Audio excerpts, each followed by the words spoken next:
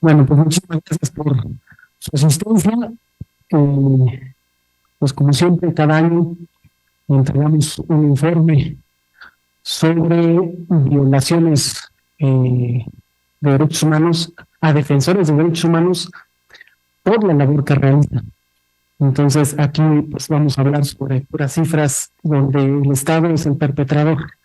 Y pues para no que después no nos agarre el agua en la noche, vamos a hablar, bueno, le vamos a dar la palabra primero a la compañera Clara Meira, que es representante de la Fundación Rosa Luxemburgo, y pues ahí también recordar a, ¿cómo se llama? Dieter, es que nunca me aprendo su nombre, a Dieter Müller, quien hace un año precisamente me estaba acompañando. Aquí fue su primer evento y pues lamentablemente pues ya no está con nosotros, y pues un saludo a su familia y a todos los que lo conocieron. Pues le damos la palabra a Clara de la Rosa Luxemburgo. Por favor, Clara. Gracias. Muchas gracias, muy buenas tardes. Pues gracias también por el saludo, por el saludo a su familia, se lo vamos a hacer llegar desde la Fundación. Bueno, pues agradezco esta invitación y pues compartirles que desde la Rosa Luxemburg Stiftung, porque en alemán es fundación, no es que sea el segundo apellido de Rosa Luxemburgo, regularmente nos dicen Stiftung es su segundo apellido, no es fundación. Regularmente las fundaciones es por, así es como se nombran. En su oficina para México, Centroamérica y el Caribe les saludamos de parte de toda la oficina y desde Berlín en nuestra sede. Aún estamos en duelo por la pérdida física de nuestro director Dieter Müller, que acaba de mencionar Paco, quien acompañó esta presentación el año pasado. Agradecemos la oportunidad de compartir el espacio con diversas organizaciones y actores que trabajan por la defensa de los derechos humanos y por ende en favor de la vida digna del pueblo. Saludo con mucho gusto a Jesús Peña Palacios, representante de la Oficina de la Alta Comisionada de Naciones Unidas para los Derechos Humanos, a Jade Ramírez de Perimetral, que estará acompañándonos vía remota, Alejandro Cerezo y Francisco Cerezo Contreras, así como a todo el Comité Cerezo, ACUDE y la campaña contra la desaparición. Un reconocimiento especial a todas las personas defensoras que han colaborado para la 12ª entrega de este informe, especialmente a los monitores y monitoras quienes documentan y trabajan arduamente en la construcción de y a quienes nos acompañan el día de hoy presencial y también vía remota. A través de Ajusco Radio, que es ese espacio que siempre, o bueno, ya no es Ajusco Radio, ahora es Radio Común, ¿verdad? Perdón, pero bueno, histórico nombre. Un reconocimiento especial a todas las personas la Rosa Luxemburg es una fundación política alemana que pertenece al Partido de la Izquierda, un partido político que está representado en el Parlamento Nacional de Alemania como oposición. Su principal meta es el fortalecimiento de la corriente del socialismo democrático en Alemania, Europa y a nivel internacional. Nos vemos en la tradición de las protestas contra el capitalismo, neoliberalismo, la opresión y la guerra. Nuestra comprensión del socialismo democrático se basa en la praxis de Rosa Luxemburgo, mujer marxista. La formación política, la función científica, así como la creación y el fortalecimiento de redes de actores de izquierdas, forman el marco de nuestro trabajo. Esto se hace posible a través de crear espacios para el diálogo internacional y el intercambio del análisis político, así como la asesoría política en Alemania. Trabajamos en más de 80 países, en 24 oficinas regionales con cientos de organizaciones, colectivas, movimientos y actores políticos así como personas a título individual de las izquierdas.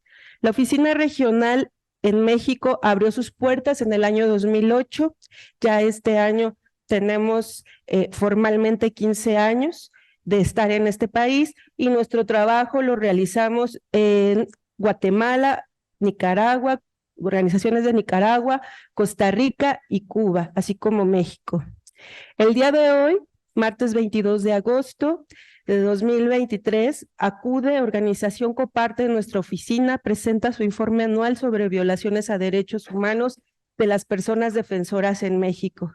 Esta presentación es significativa en el marco de las vísperas del 75 aniversario de la Declaración Universal de Derechos Humanos, que fue dictada en 1948, posterior a la Segunda Guerra Mundial, y en un contexto mundial en el que los derechos humanos son usados actualmente a favor de discursos individualistas y corporativos que condenan y coartan la colectividad y la organización social.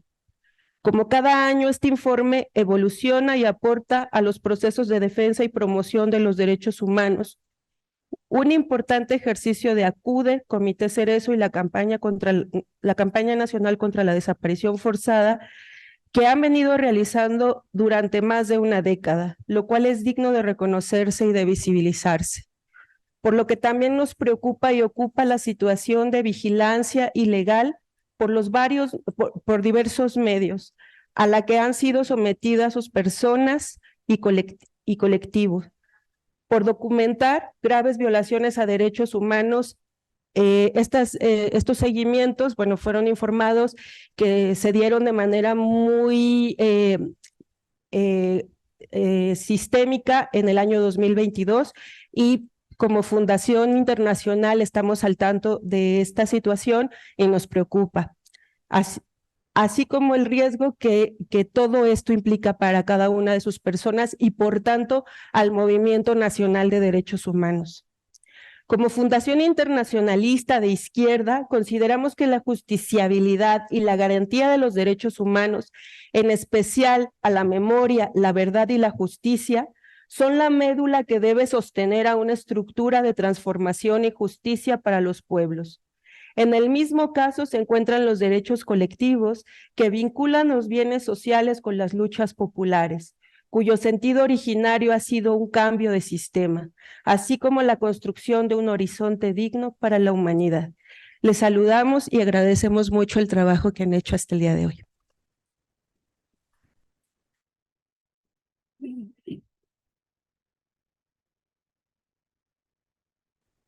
Pues muchísimas gracias, Clara. Ahora le vamos a dar la palabra a Jade Ramírez, que lamentablemente no pudo estar aquí físicamente. Ella es periodista de Perimetral y pues vamos a enlazarnos desde aquí hasta Guadalajara. Hola, hola, ¿cómo están? Muy buenas noches. Gracias por de nueva cuenta hacer posible que, aunque no esté ahí con ustedes, pues estar presentes en esta actividad, este informe número 12, tan especial y tan urgente, lo que yo le he puesto como apellido al informe de los grandes pendientes en la antesala electoral del 2024. Les saludo, como ya decía Francisco, precisamente desde Guadalajara, Jalisco. Por distintas razones no me encuentro con ustedes. Y no solo desde acá, desde esta latitud les voy a hablar porque me encuentro acá, sino también desde un concepto desde donde estamos haciendo el periodismo, que llamamos periodismo para usarse en Perimetral Press. Quiero hacer notar algunas cosas importantes de este informe, pero desde luego, pues primero quiero saludar a quienes están por allá de manera presencial, a Clara, a Jesús, por estar compartiendo este espacio. Y quiero iniciar, para que no me coma el tiempo y lo que he preparado de los puntos que les quiero compartir, que me parecen relevantes de este informe desde la latitud donde me encuentro, es que hay algo importante que decir, y es que no es un informe más de los muchos que existen en México en materia de derechos humanos, sino que es un informe con un enfoque bastante agudo y que hace aportes muy puntuales en tiempos donde se cree que la inmediatez nos lo dice todo en un tuit. Y precisamente es porque nos estamos acostumbrando a que la conversación en materia de derechos humanos y las denuncias en materia de derechos humanos sean, igual que las noticias, un ciclo que se acaba o que dura solo 24 horas. Por eso celebro que sigan existiendo esos esfuerzos de documentar y analizar las violaciones a los derechos humanos cometidos contra quienes justo son aliadas y aliados claves para la defensa de los derechos humanos y la vida digna en México. Los juicios sumarios de la Santa Inquisición han vuelto llenos de sarcasmo, simpleza, comedia y hasta humor negro, evaporando con memes el peso real de las acciones y omisiones de las autoridades del Estado mexicano, como también distintas instancias que fungen un doble discurso tanto en el Estado como otro tipo de poder. Hoy todo se resuelve con un hashtag bastante simplista, por lo que nos hemos vuelto un poco aflojerados y aflojeradas en la interpretación de las cifras. Eso lo que viene a representar es un grave error social, no solo para la historia al tratar de entenderla, sino también para la permanencia de las luchas del pueblo organizado y la exigencia de justicia. Agradezco que por tercera, cuarta o quinta ocasión, ya perdí la cuenta, me consideren para estar con ustedes en la presentación de este informe. Gracias, Alejandro, Paco, Héctor y toda la familia Cerezo.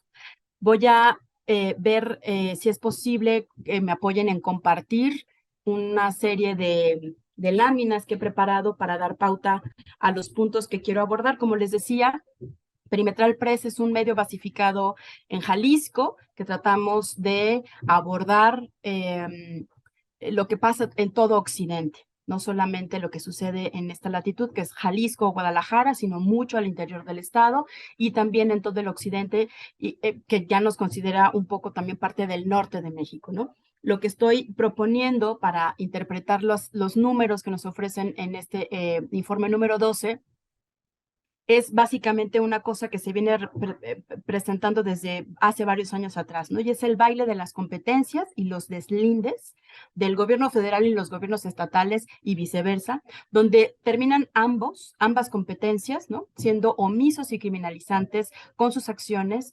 deteriorando los derechos de las personas defensoras de derechos humanos y sobre todo contra la protesta en México. Me dicen si es posible seguir presentando las láminas y si no, pues yo sigo por acá apareciendo en pantalla y les sigo contando un poco de qué va. Ahora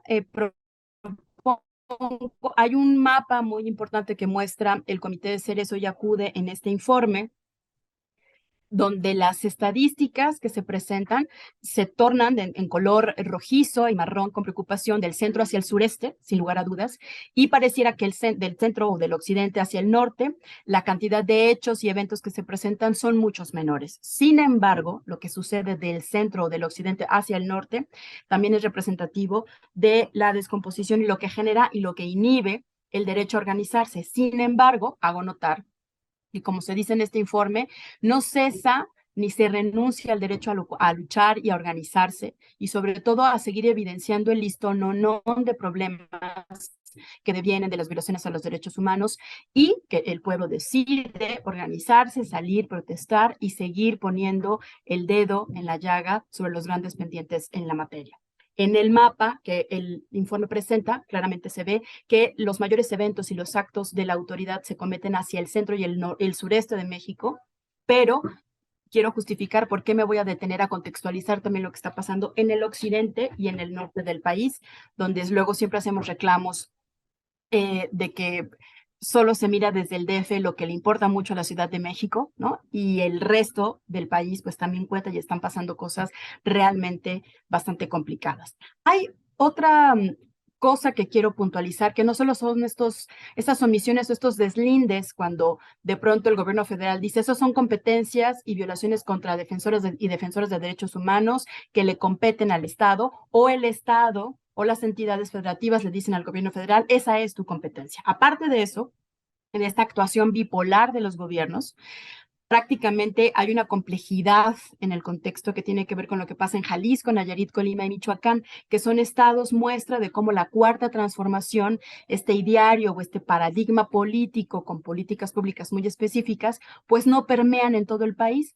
Y específicamente no permean porque aunque compartan partido, en el caso de Nayarit, Colima y Michoacán, este modelo que se concibe en la Ciudad de México no está permeando y es una de las características diferenciadoras a otras administraciones, sin lugar a dudas, pero en las realidades más cualitativas de los estados, pues la cuarta transformación no es un ideario y no es una esperanza o un recurso favorable para las luchas, para el pueblo organizado y desde luego para las personas defensoras de derechos humanos. Hay un esquema que en los informes el Comité Cerezo y acude y Comité Cerezo nos presentan siempre, que son este punteo de lo que caracteriza las administraciones más recientes en México, ¿no? Los gobiernos federales, el de Felipe Calderón, el de Enrique Peña Nieto y la diferenciación con el de Andrés Manuel López Obrador. Y aunque se hace toda una argumentación en el informe, que más adelante lo dirán Alejandro y Paco, hay componentes del primer bloque para considerar las cualidades de la administración de Felipe Calderón Hinojosa y de Enrique Peña Nieto que siguen pasando en los estados. Y esa contextualización me parece que sigue siendo bien importante para que entendamos los matices con los que se tienen que interpretar las cifras que se ofrecen y los pendientes que tenemos de cara o a la antesala del proceso electoral en el 2024. Este esquema que describe los gobiernos neoliberales y terroristas en las últimas décadas, en comparación con el actual gobierno, no son iguales, como ya lo decía, pero en los estados, por ejemplo en Jalisco, toda esta lista de cualidades, la profundización del neoliberalismo, el narcotráfico como economía ilegal, la construcción del enemigo interno, un sistémico eje de terror para combatir el enemigo interno, la militarización, el paramilitarismo, la criminalización de las personas defensoras de derechos humanos, un marco jurídico que legaliza las violaciones a los derechos humanos, medios de comunicación a modo o que forman parte del proceso del cuarto de guerra y la polarización social, sí están estacionados en el caso de Jalisco. Toda esta lista de cualidades se mantiene intacta en gobiernos ciudadanos, como es el de Movimiento Ciudadano gobernando en Jalisco, a cargo principalmente de expanistas, de neoliberales y de empresarios. ¿Esto qué es lo que nos genera? Pues un contexto de permiso para reprimir, para categorizar de enemigos a quienes están en desacuerdo y se organizan, generar una gobernanza de Internet o la polarización, como se conoce así, y dejar principalmente que fluyan los negocios sin contratiempos. ¿Por qué considero que está pasando esto en Jalisco? Bueno, la reportería que hacemos en Perimetral Press y muchos otros medios aliados a nuestro proyecto que se encuentran al interior del estado de Jalisco y en toda la latitud de Occidente, pues tenemos ejemplos muy puntuales que se retoman en este informe de mayo 2022 a junio de 2023, que se retoman en las cifras, que aparecen en las cifras, y yo voy a agregar otros hechos que me parece que son contextuales a este informe, ¿no? Que es la represión contra las luchas ambientales y los colectivos de familias buscadoras. Principalmente, los eventos que se han presentado en estos casos que se revisan en el informe tienen la peculiaridad de que el impacto es a toda una colectividad organizada, ¿no? Principalmente, no solo son actos contra una persona o contra un defensor o defensora de derechos humanos, sino que al final del día hay un impacto a la colectividad organizada. Bueno, como ustedes saben, Jalisco es un estado líder con alrededor de 22,000 personas desaparecidas y 14,000 reconocidas oficialmente en el sistema nacional. Es una década en la que no había habido un hostigamiento hacia las familias como el que está presentándose en los últimos 3 años, en específico contra el colectivo Luz de Esperanza, del cual hay cifras documentadas en este informe, única y exclusivamente porque es un colectivo que es, a diferencia de los otros 11 que existen en el estado, su organización está hacia afuera, visibilizando todo el tiempo la crisis y con acciones confrontativas y de visibilización múltiples que sí autoridades involucradas en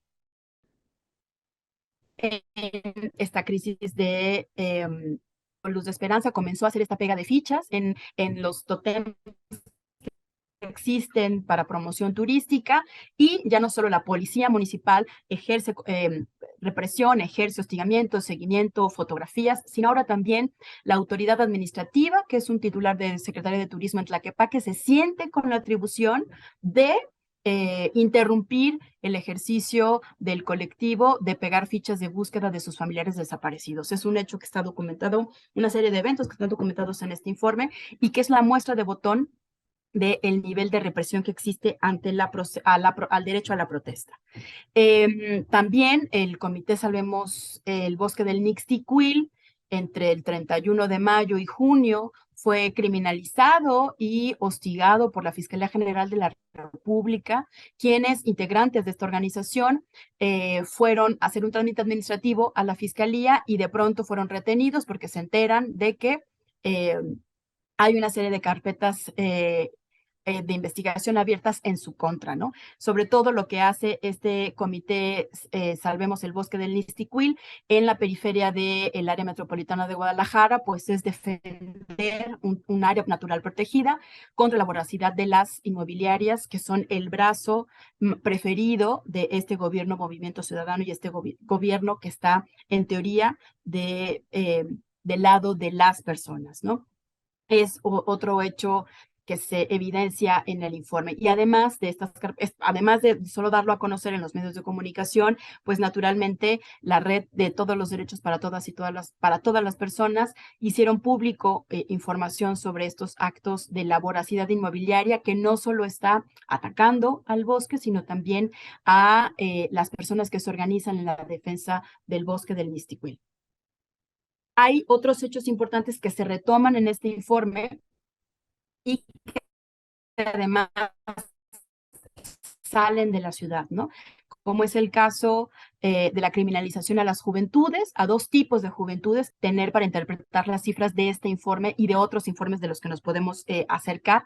Y también quiero poner el ojo y detenerme un poco en la desaparición de 2 días de Santos de la Cruz, un líder indígena de la cultura birrárica que fue desaparecido durante 2 días junto a su familia y que es un ejemplo, ¿no? Es una muestra de cómo la represión hacia la protesta, ya sea el legítimo derecho a defender el territorio, la restitución de tierras, los juicios agrarios, etcétera, etcétera, sí está siendo orquestada con mucha sutileza. Ya no solo es la represión y a la defensa de derechos humanos y a la protesta casual, ¿no? Solo en un meeting, solo en una actividad aislada, sino actividades que van a desarticular a toda una colectividad. Y en este caso traigo como ejemplo a Santos de la Cruz, que es un líder súper respetado en las comunidades indígenas, que desde luego mermó emocional y psicológicamente en la defensa,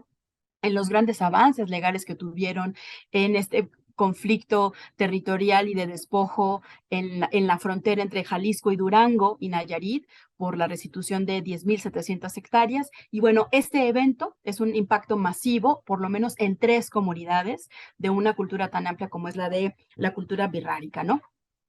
Hay 2 hechos en específico, uno que se documenta en este informe, que es el encarcelamiento de 3 estudiantes de la Universidad de Guadalajara que se adhieren a una lucha longeva de por lo menos 3 décadas en la barranca de Huentitán, periferia desde luego de la ciudad, también por la voracidad inmobiliaria, también por el desarrollo de megaproyectos, desde un museo internacional hasta la creación de departamentos. Y durante todos estos años de la lucha, había habido represión y persecución a las defensoras y los defensores de la barranca de Huentitán, pero una vez que se suman jóvenes de la Universidad de Guadalajara con un perfil muy cercano a la cúpula de la Universidad de Guadalajara, las tensiones con el gobierno del estado desatan una serie de criminalizaciones que terminan con el encarcelamiento de estos 3 estudiantes, ¿no? Estuvieron de manera solo presentados para 2 audiencias en el penal de Puente Grande, privados de su libertad 2 días, fueron liberados después, pero los matices siempre son lo importantes para interpretar las cifras, ¿no? El trato que recibieron estos estudiantes tiene que ver especialmente por su vinculación con un grupo político muy importante en Jalisco y en la región, que es el de la Universidad de Guadalajara, y cómo se activan estos mecanismos de represión desde el gobierno del estado en franco conflicto con la Universidad de Guadalajara para encarcelar precisamente a estos 3 estudiantes. Hay otro acto de represión también de protesta social de estudiantes que tenían ocupado un espacio de un centro universitario en contra del desplazamiento a la periferia. También hubo represión ahí de manera dual de la Universidad de Guadalajara y del gobierno del estado. Pero una vez más, no es que se hagan grandes actos de defensa, ¿no? O lo que se podría decir es y todo un litigio detrás, sino solo el hecho de hacer una huelga, de salir a manifestarse, al menos en esta latitud, en Jalisco, en Nayarit, en Colima, representan la suficiente argumento para la autoridad ejercer represión. También hay un acto muy importante que se cuela de toda la represión a la protesta social que tuvimos en el 2020 contra más de 100 detenciones, desapariciones forzadas en el verano de 2020 contra jóvenes afuera de la Fiscalía del Estado. Una de las secuelas de toda esta protesta que se hizo hace 3 años, pues es la instalación de un antimonumento de las víctimas, no solo de ese acontecimiento, sino también del resto de las familias en busca de sus seres desaparecidos, en contra de la desaparición. En Jalisco se instala un antimonumento y prácticamente a las pocas horas la autoridad se siente con todo el poder, con todo el poderío de quitar la instalación del monumento 5 de junio. Un monumento que tuvo que irse a litigio, un antimonumento que tuvo que ser defendido por la organización de las familias y que un juez ya ordenó que sea reinstalado en el centro de la ciudad donde se colocó y que pues justo están acabándose los días, entre hoy y mañana se le acaban a la autoridad municipal y estatal los días para reinstalar este antimonumento que es también para las víctimas. Estos ejemplos me parece que contextualizan un poco las cifras de este informe y que, como repito, pareciera que pues sí estamos en una bipolaridad y en una actuación muy distinta entre el gobierno federal y los gobiernos estatales, pero que de alguna manera se repiten los casos de actuación en Nayarit y en Colima, a pesar de que se comparte partido o ideario político, y que me parecía importante como resaltar de datos que se aportan en este informe y también como de contexto. Otros datos que quiero resaltar, y con esto voy a cerrar, es efectivamente algo bien importante que es la disminución de casos contra mujeres, lo que no significa que no estén bajo riesgo las defensoras de este país, pero la disminución me parece muy relevante e importante, que ni a nivel federal y mucho menos a nivel local los mecanismos de protección están representando una real medida de seguridad o de cuidado integral que garantice se sigan defendiendo los derechos humanos. Estamos empantanados en este tema. ACUDE y Comité Cerezo han hecho un aporte extraordinario a esta necesidad de contar con una protección integral. En México, sin embargo, seguimos empantanados tanto en lo federal como en lo estatal. Y otra cosa que también quisiera resaltar y que tampoco es novedad, pues es el rol de los impartidores de justicia, ¿no? Que se siguen manteniendo, como ya se apunta en el informe, en su presentación, en el inicio, en la introducción y en el desglose de las cifras, pues que se siguen manteniendo con una postura favorecedora a la clase conservadora y que creen que su papel solamente es el determinar ciertas actuaciones de la justicia y ya. Son datos que yo quisiera resaltar, entre otros hechos que se siguen presentando en Jalisco y que multiplican esta necesidad de seguir poniendo los ojos en las personas que se organizan en la defensa de los derechos humanos y principalmente me parece que el derecho que está mucho más comprometido en estos momentos es el derecho a la protesta, ¿no? A disentir, organizarse y salir a las calles a articularse. Son los datos que yo quería como resaltar y no me quiero comer tiempo. Si hay momento después de comentar la participación que tuvimos con el foro de la sentencia de Edmundo y Gabriel, lo profundizamos, pero yo realmente con el informe quería profundizar y reconocer estos datos que aporta como cada año, pero que sí sigue siendo necesario que las cifras y las estadísticas se miren con ciertos matices, porque los grandes pendientes no son los mismos a nivel federal como a nivel localidades. Y yo con esto quisiera terminar y pues bueno, agradeciendo el espacio y estoy atenta por si existe alguna retroalimentación, pregunta o revire. Muchas gracias.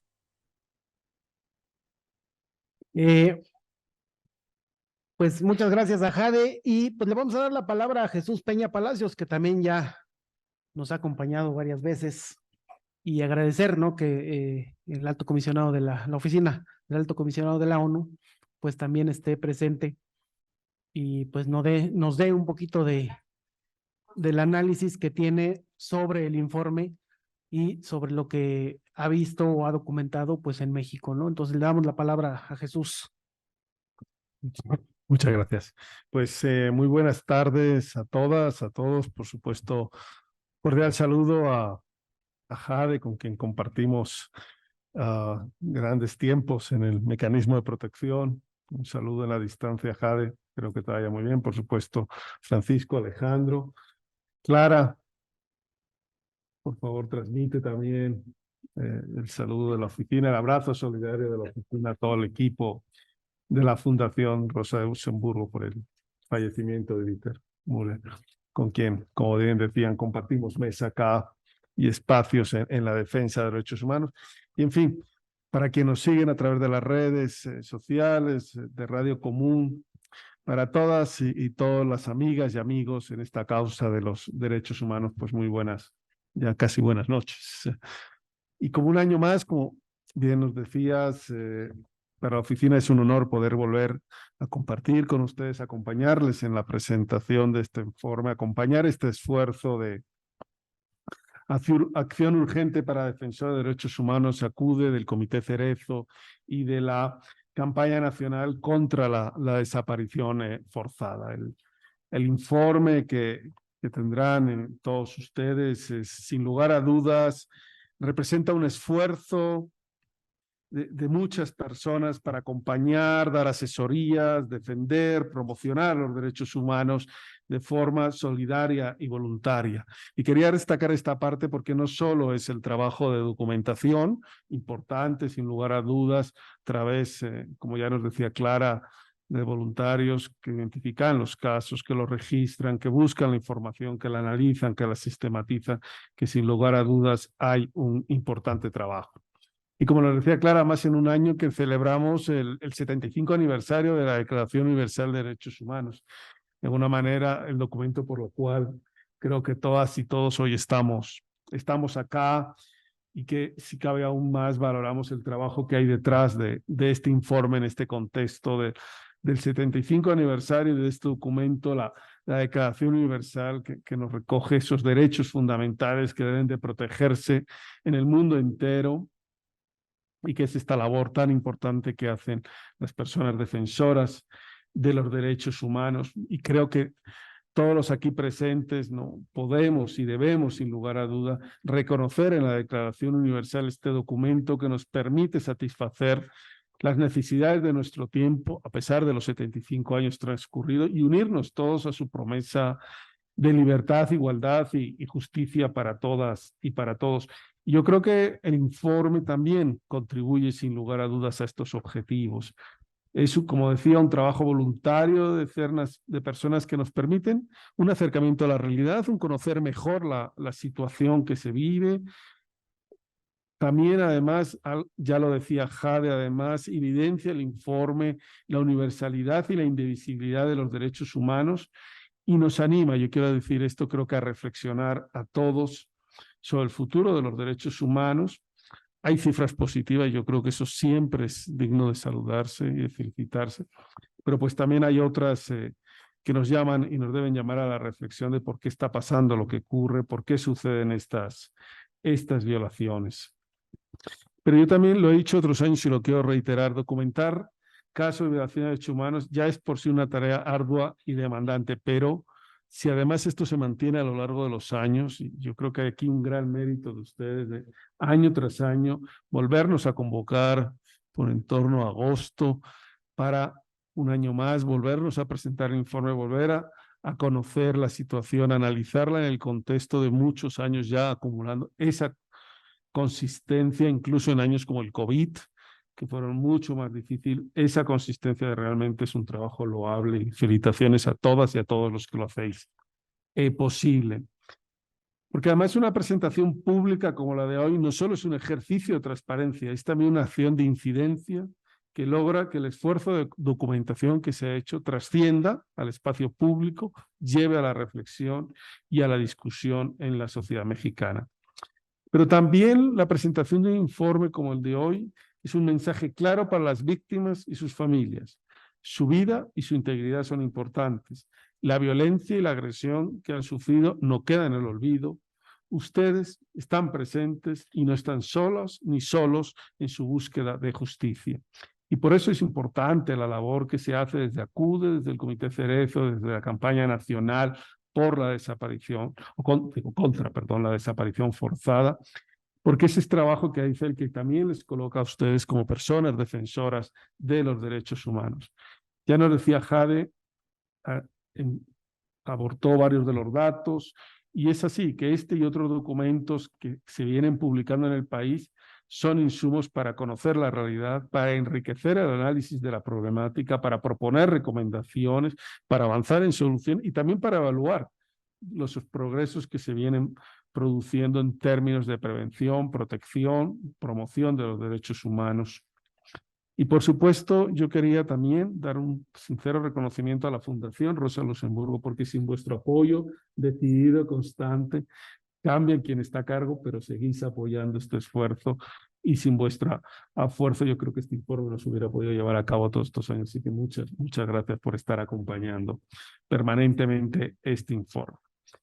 Ya Jade nos ha adelantado unas cifras y estoy seguro que Alejandro y Francisco nos van a dar otras sobre casos de detenciones, de ejecuciones, desapariciones, torturas y otras violaciones a las personas defensoras, pero yo quisiera dejar ahí un mensaje. Todas ellas creo que sin lugar a dudas lo que buscan es desincentivar la labor de defensa de organizaciones, de comunidades, de personas que han apostado a defender los derechos de otras personas. El informe además transparenta los criterios utilizados y nos comparte que va a dar cuenta de violaciones de derechos humanos que comparten 3 criterios o características. 1, que las víctimas son personas defensoras de los derechos humanos. 2, que se atribuye la responsabilidad de la agresión al Estado, ya sea por acción o por omisión. Y 3, que las violaciones a los derechos humanos son consecuencia de la denuncia política o la defensa de los derechos humanos. Pero más allá del criterio utilizado, diferente quizás a otras metodologías de otros informes, pero igualmente válido en la medida que se transparenta y que se comparte cuál es el criterio, porque frente a todos y todas queremos reiterar desde la Oficina del Alto Comisionado de Naciones Unidas para los Derechos Humanos la valiosa y legítima labor de las y los defensoras y defensores de derechos humanos, la cual es fundamental para el desarrollo de la democracia en un país. La defensa de los derechos humanos no es solo una actividad legítima y honorable, sino también un derecho en sí mismo. Y de manera especial, unirme a las palabras de Jade para reconocer el trabajo de las mujeres defensoras que, en comparación con los defensores, están expuestos a sufrir determinadas formas de violencia. Habéis hecho un avance, sin lugar a dudas, en el reconocimiento de estas particularidades en las que están estas especiales afectaciones a las mujeres defensoras, y les animamos a todo el equipo a seguir siempre profundizando, a reflejar esos prejuicios, exclusión y repudio contra las mujeres por cuestionar normas socioculturales, tradiciones, percepciones y estereotipos aceptados acerca de la feminidad o la orientación sexual o la condición de la mujer.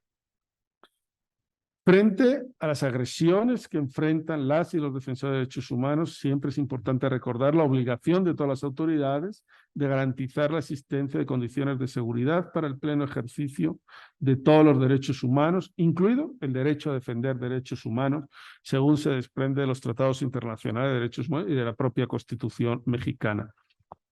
Quisiera también resaltar un capítulo que a veces pasa de ser desapercibido, pero que es muy importante.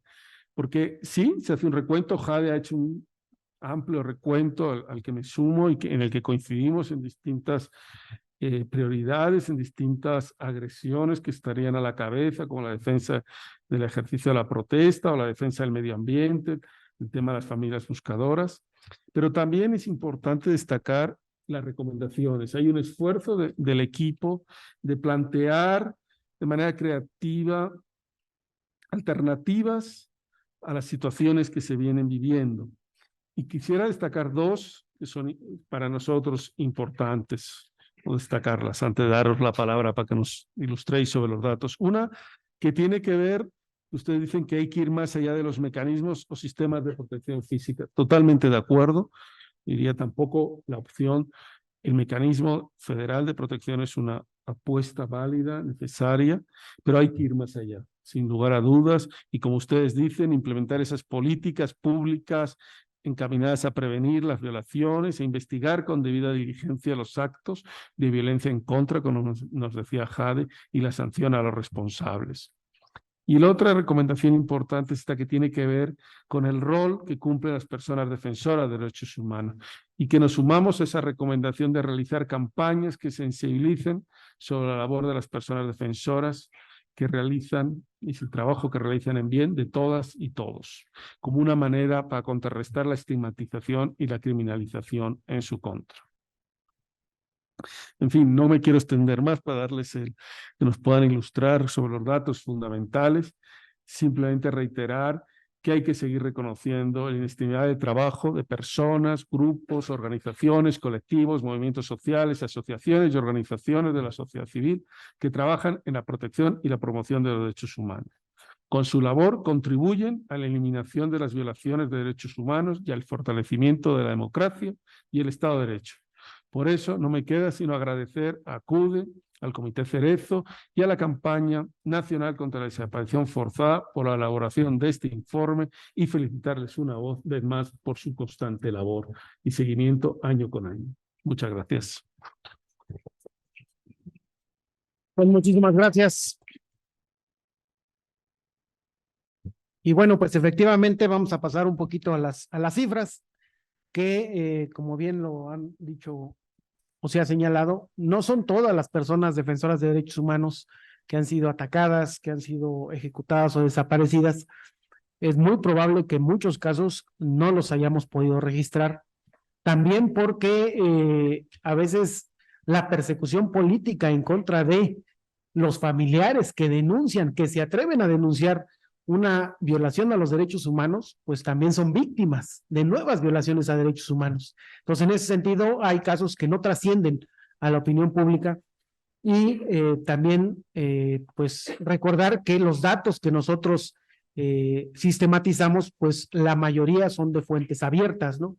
Es decir, de periódicos, bueno, ahora todo lo de Internet, pero también de acciones urgentes, de informes de otras organizaciones y pues vamos documentando a lo largo del año, pero como siempre pues se nos irán algunos casos lamentablemente que pues digamos es menor la cifra que aparece en nuestros informes que la misma realidad, ¿no? Entonces le vamos a dar la palabra a Alejandro Cerezo para que nos comente la parte que Acción Urgente para Defensores de Derechos Humanos sistematiza, que es la de otras violaciones de derechos humanos en contra de defensores de derechos humanos. Alejandro. Gracias. Bueno, pues agradecer a todos ustedes que están aquí en esta presentación del 12º informe sobre la situación de personas defensoras de los derechos humanos que han sufrido graves violaciones de derechos humanos debido al ejercicio del derecho a defender derechos humanos y el ejercicio del derecho a la protesta. Lamentamos profundamente el fallecimiento repentino de Dieter Müller, director de la Fundación Rosa Luxemburgo Stiftung México Centroamérica, un hombre comprometido con los derechos humanos y las luchas por el mejoramiento de las condiciones de vida de la humanidad.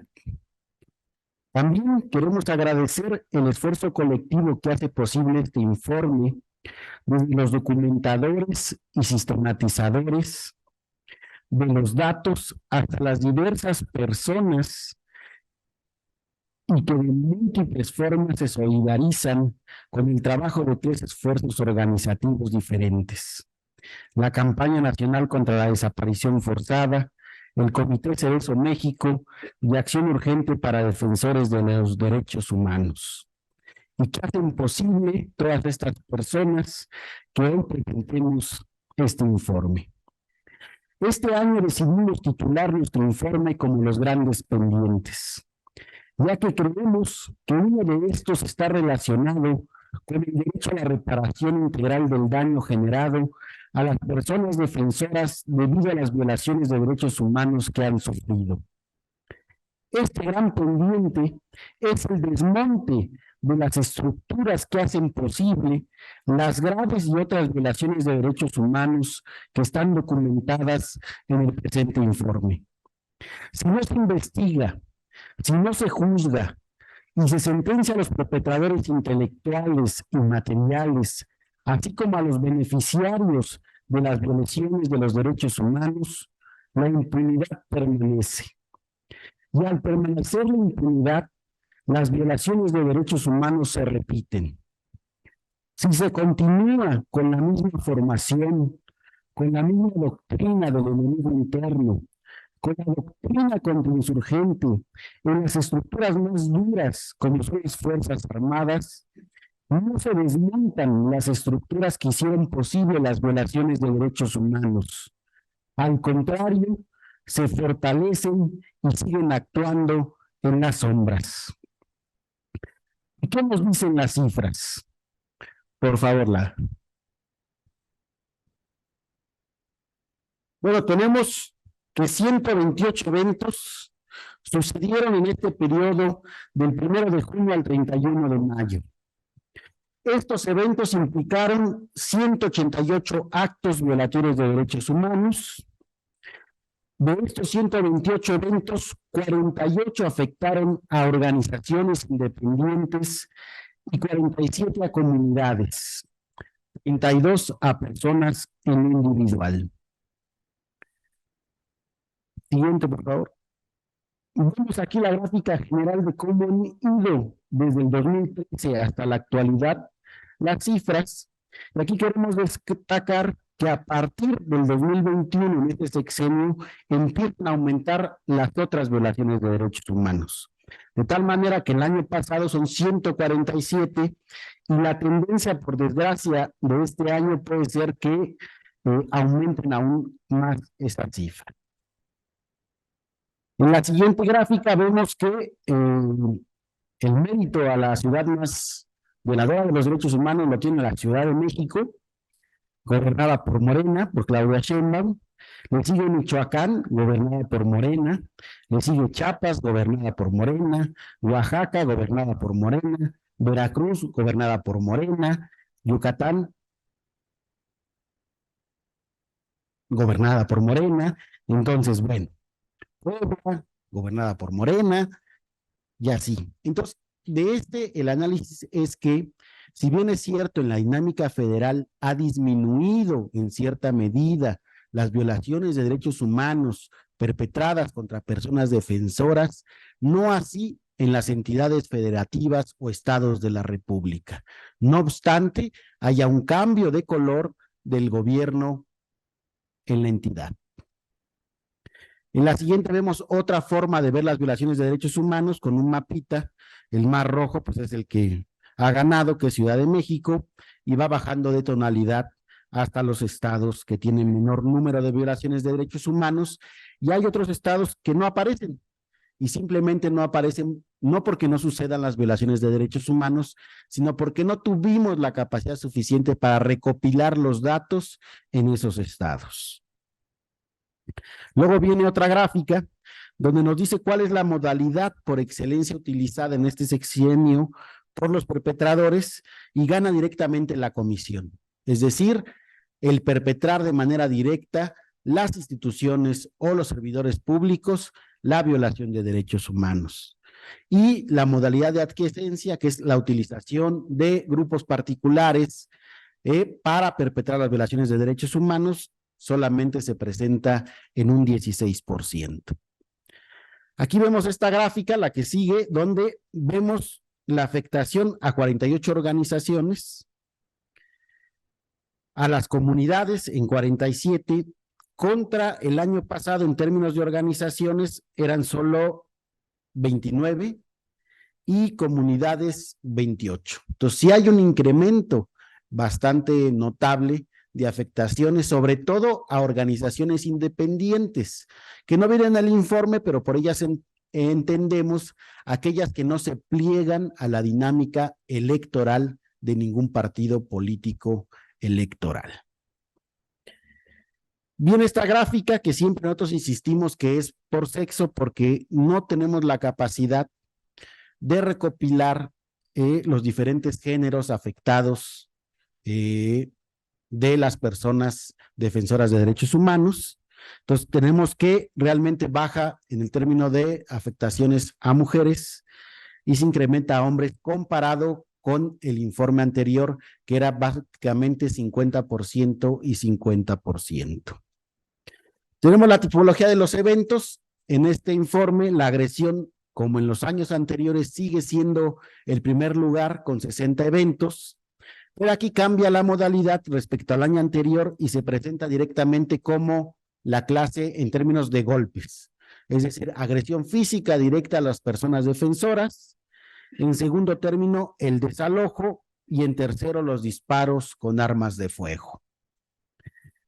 De la clase de hostigamientos, que son la segunda modalidad que se presenta en este informe con 37 eventos, tenemos algo que nos preocupa, que es la grabación de audio, video, fotografías a las personas defensoras y las operaciones de recolección de información.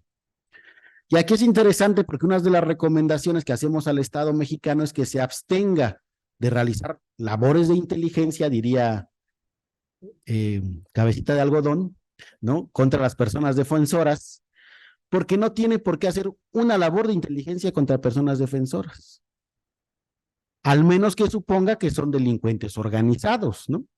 Entonces se justificaría esa labor de inteligencia. Entonces nosotros le llamamos vigilancia ilegal, ¿no?, de la cual fuimos objeto diferentes integrantes de comité, de ACUDE y otras organizaciones que nos acompañan el día de hoy, ¿no? Y que al final no sabemos qué hacen con esa información. Lo único que sabemos es que esa información puede ser utilizada o no para perpetrar otras violaciones graves de derechos humanos. Tenemos aquí en la siguiente gráfica las organizaciones que por desgracia ganan su medalla de ser las más agredidas por el Estado federal o estatal, y tenemos en primer lugar al FNLS, que concentra el 48% de las agresiones de este informe. Luego siguen las FECSUM con el 19%, luego el Poder de Base, que también se refiere al Estado de Michoacán, que es la Coordinadora Nacional de Trabajadores de la Educación, con el 10%, y las demás organizaciones conforman el 23%. La siguiente viene tipificado por tipo de perpetrador. Vemos aquí cómo los gobiernos estatales o las autoridades estatales siguen siendo los primerísimos lugares y concentran 72 de estas 128 eventos, que es el 56% de las violaciones de derechos humanos. Luego le sigue el gobierno federal, que concentra 18, que significa el 14%. Le sigue el paramilitarismo con el 21 actos, que son el 17%. Y por último, las autoridades municipales. Aquí la característica de esta parte del paramilitarismo es que, si bien anteriormente estaban o dependían de la lógica federal, en la actualidad pasaron como la bolita a la autoridad estatal. Entonces es la autoridad estatal quien gestiona a través de paramilitares las agresiones, y en algunos casos contados, como en el estado de Chiapas, sí se ve todavía la mano siniestra de alguna autoridad federal, coordinada con la autoridad estatal para la utilización de paramilitares y agredir comunidades. En la siguiente lámina tenemos los beneficiarios, el tipo de beneficiario. Igualmente, los más beneficiados de las violaciones de derechos humanos son los gobiernos estatales. Le sigue ahora sí el gobierno federal, ¿no? Luego vienen las empresas privadas, luego viene la parte mixta y los municipales. Y hay dos casos en que no pudimos determinar por contexto quién directamente sería los beneficiarios de la violación de derechos humanos. Viene ya casi para terminar el derecho que es violentado, o sea, es el derecho que ejercen las personas defensoras y que la autoridad viola. Y en primer lugar tenemos el derecho a la protesta, luego viene a la vida digna, luego vienen los defensores y víctimas de violaciones de derechos humanos, Y un poco contrario a toda la tendencia de diferentes informes, los defensores de tierra y territorio.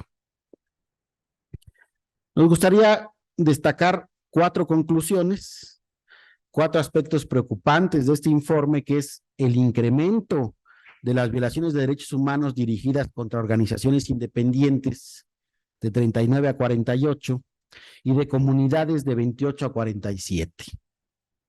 El aumento de la participación en estas otras violaciones de derechos humanos de gobiernos de Morena en las entidades federativas y el incremento desde el gobierno federal. Asimismo, como el incremento de los golpes como clase de agresión predilecta utilizada por los perpetradores y el incremento de la vigilancia y recopilación de información como clase de hostigamiento. La otra parte que nos llama la atención, a pesar de que el gobierno federal, a través de Enrique Irazoque, titular del Mecanismo Federal de Protección para Personas Defensoras y Periodistas, y a pesar de que han declarado Alejandro Encinas y el mismo López Obrador de que le dan celeridad a una aprobación de una ley general para personas defensoras y periodistas, es que no vemos claridad, vemos una lentitud en el desarrollo, mejoría y perfeccionamiento de lo que pudiera ser una propuesta de ley general, que es la que realizamos en el 2019, y vemos una lentitud en el Poder Legislativo de aprobar la reforma constitucional para hacer posible una ley general de protección a personas defensoras y periodistas. Entonces, ese es como, son 4 puntos que nos gusta dejar ahí en la mesa. Pues gracias.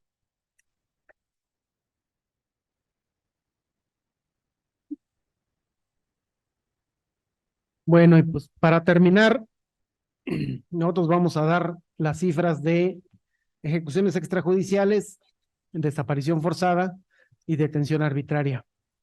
Primero que nada, pues agradecer profundamente a los compañeros, miembros, colaboradores del Comité Cerezo, ya que sin su trabajo y sin su solidaridad, tanto el informe como todo el trabajo y acompañamiento que hace el Comité Cerezo, pues no sería posible.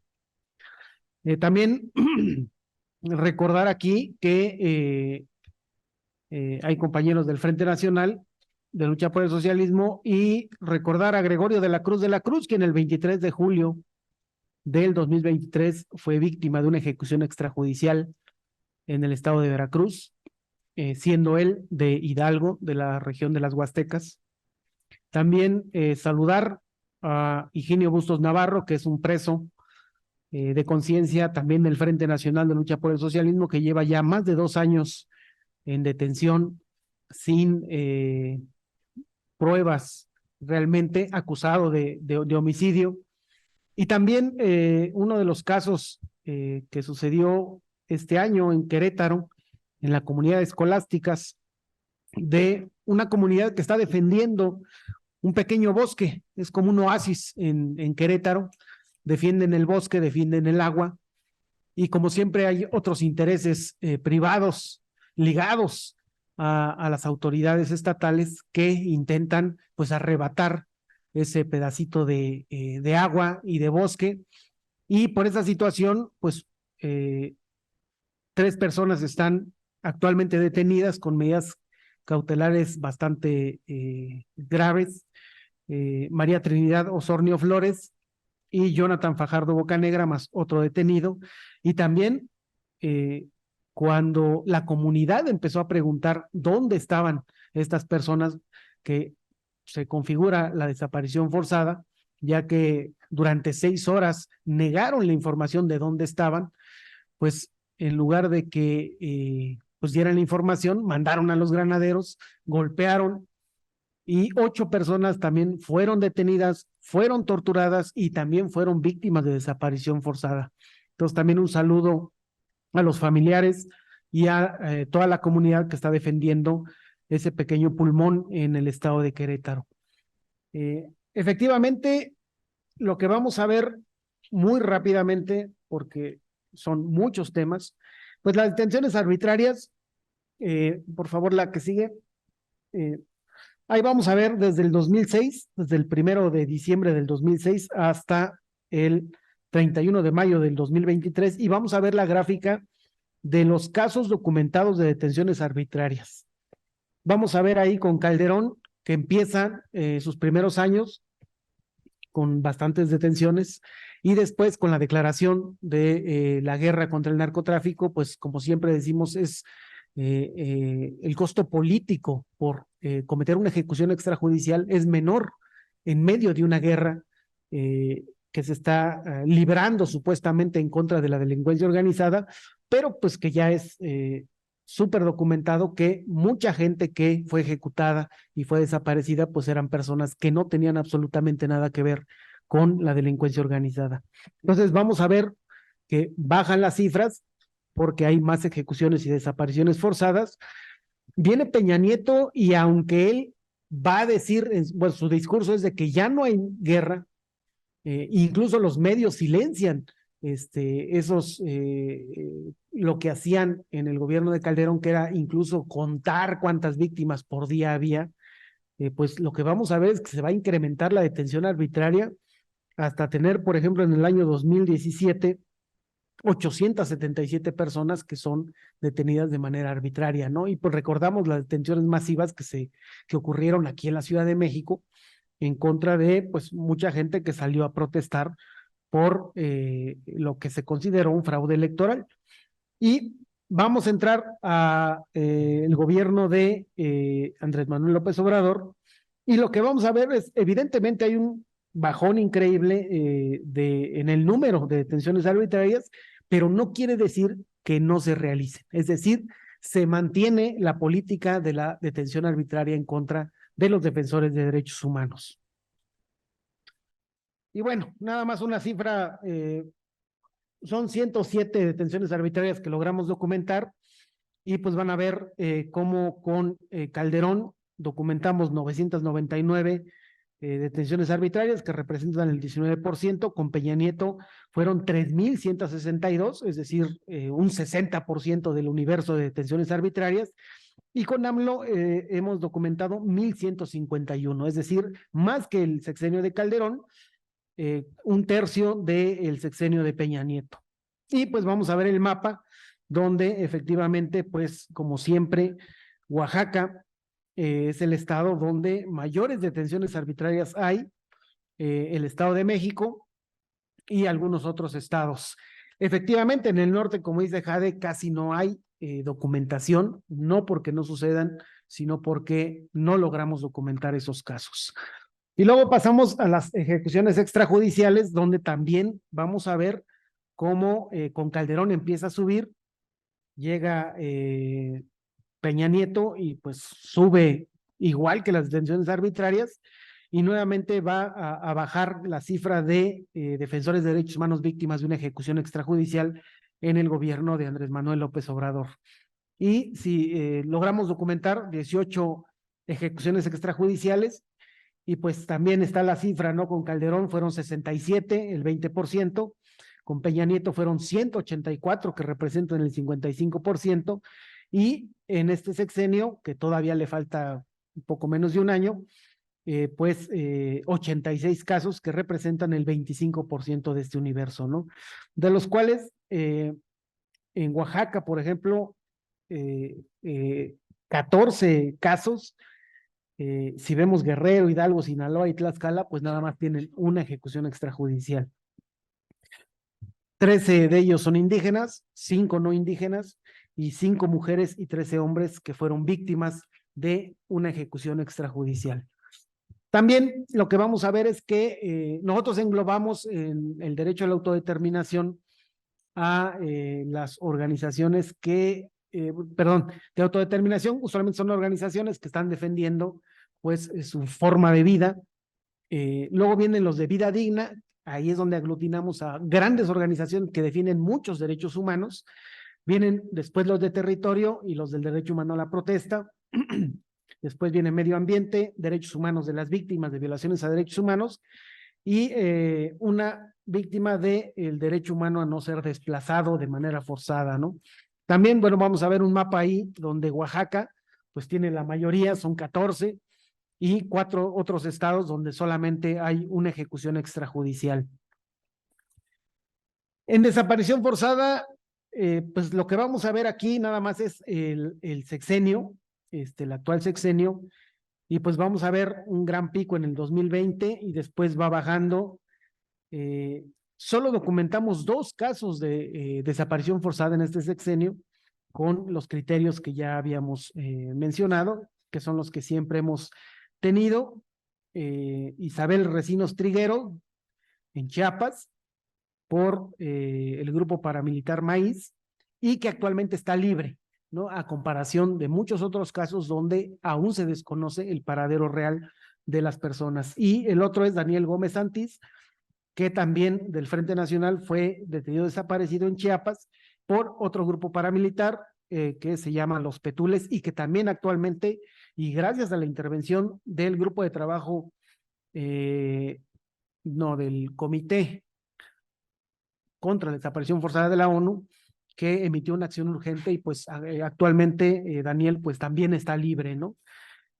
Y lo que vamos a ver en todo el informe, pues es que efectivamente el derecho humano a la protesta es el más violentado, con 177 casos. Después de eso, pues vida digna, territorio, autodeterminación, pues 18 casos cada uno, derechos humanos de las víctimas 11, y de ahí va bajando las cifras para otros defensores de derechos humanos que defienden otros derechos humanos, ¿no? Si vemos ya del 2017 a la fecha, pues vamos a ver ahí las barras de la primera, pues son detenciones arbitrarias. No es cierto, la primera son la de violaciones a derechos humanos, otras violaciones a derechos humanos, la segunda es detenciones arbitrarias, la tercera es la de ejecuciones extrajudiciales, y la cuarta de desaparición forzada, ¿no? Entonces, pues también vamos a ver las cifras desde el 2017 a la fecha.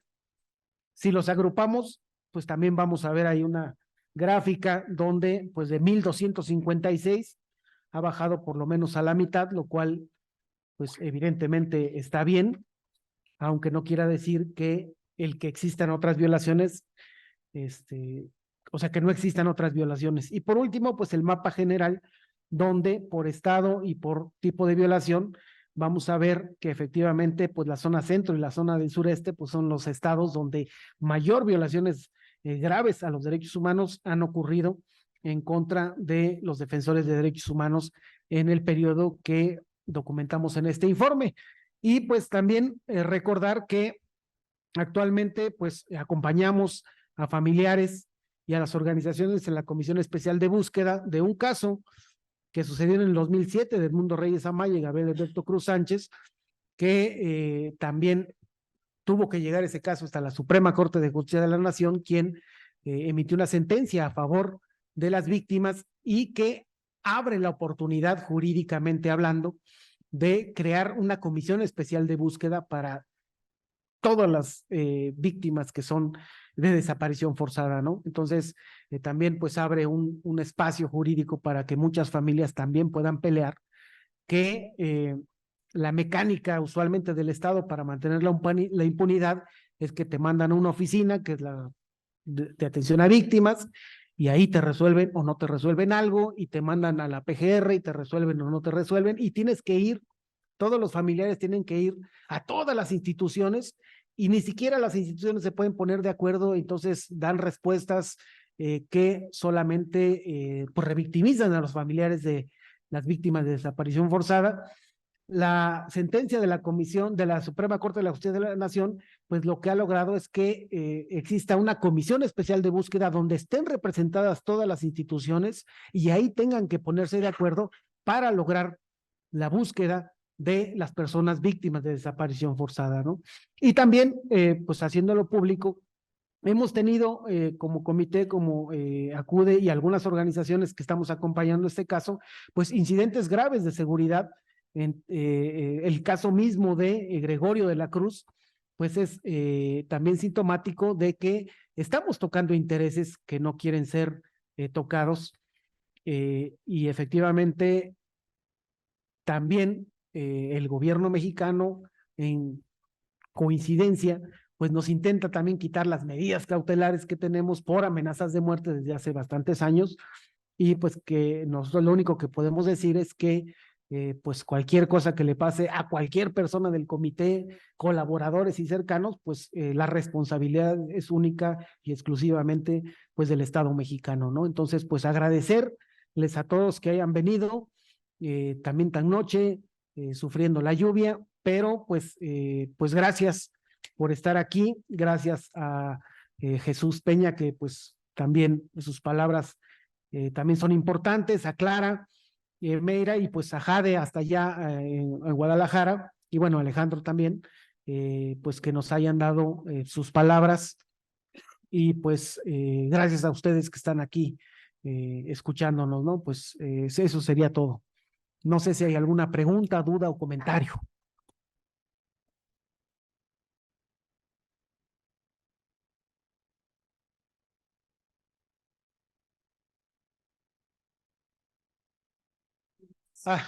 Por favor, ¿podría pararse? Ahí va el micrófono. Ya.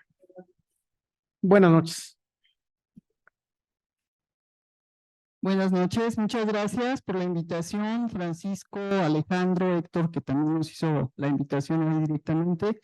Venimos de Voces Unidas, AC, y del Consejo Nacional del Pueblo Mexicano.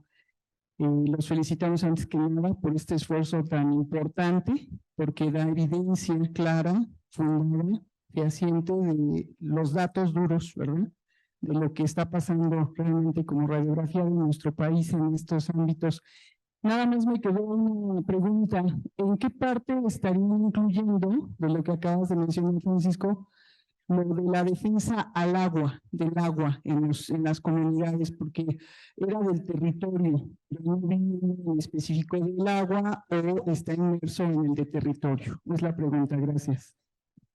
Sí, usualmente para no poner cada uno de los derechos humanos que defienden los defensores de derechos humanos, si no serían unas tablas increíblemente largas, tratamos de agruparlos, y por ejemplo el agua está en el derecho humano a un medio ambiente sano, y también a veces lo metemos también con el derecho humano al territorio, porque usualmente los que están defendiendo el territorio pues están defendiendo un río, un ojo de agua o alguna de estas situaciones. Pero también hay personas, por ejemplo, en las colonias populares de la Ciudad de México, del Estado de México, de muchos lados, que también están defendiendo el derecho humano al agua porque carecen del agua, ¿no? Entonces también están exigiendo pues que ese derecho sea garantizado por el Estado, ¿no? Pero específicamente del derecho humano al agua, pues no hicimos, digamos, la separación de ese derecho.